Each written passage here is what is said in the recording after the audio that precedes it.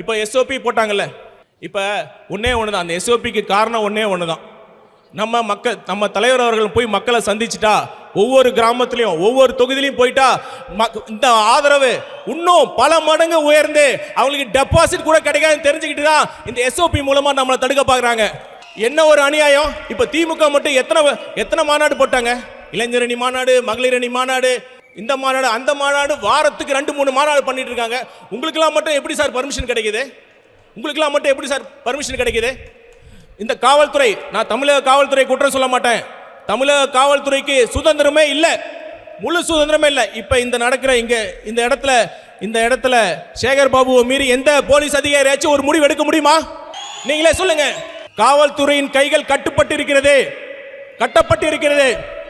அதுக்கு காரணம் உங்களை மாதிரி இந்த மாதிரி மாவட்ட செயலாளர்கள், ஒன்றிய செயலாளர்கள் தான். இங்க மட்டும் கிடையாது, இங்க இருக்கிற பிரச்சனை கிடையாது. தமிழ்நாடு ஃபுல்லா இதே பிரச்சனை தான். ஒவ்வொரு தொகுதியிலையும் நாம வைக்கிற பேனர்ல கழட்டுங்கன்னு சொல்லி ரைட்டோட ரைட்டை எடுக்கிறாங்க. ஒவ்வொரு இதுலையும் நம்ம போராட்டத்துக்கு அனுமதி மறுக்கப்படுது. தலைவருக்கு மட்டும் இல்ல, எல்லாத்துக்குமே தெரியும். கழக மாவட்ட செயலர் எல்லாத்துக்கும் தெரியும். தலைவருக்கு மட்டும் அனுமதி மறுக்கப்படல. ஒவ்வொரு மாவட்டத்திலும் இந்த பிரச்சனை இருக்கு. ஒவ்வொரு எஸ்பி, ஒவ்வொரு டிஎஸ்பி, ஒவ்வொரு இன்ஸ்பெக்டர் தான் சொல்றாங்க, சார் வேணாம் சார், கொஞ்சம் கூட்டத்தை குறைச்சிங்க, நாங்கள் ஒரு 1000 பேர்னா சார் 500 பேரோட நிறுத்திக்குங்க, இப்படி தான் சொல்லிட்டு இருக்காங்க. சார் சிஎம் சார், நீங்கள் எங்களை தமிழக வெற்றி கழகத்தை கட்டுப்படுத்துகிற முயற்சியில் ஒரு 10% ஆச்சும், 1% ஆச்சும் சட்டம் ஒழுங்கை கட்டுப்படுத்த முயற்சி பண்ணுங்க சார்.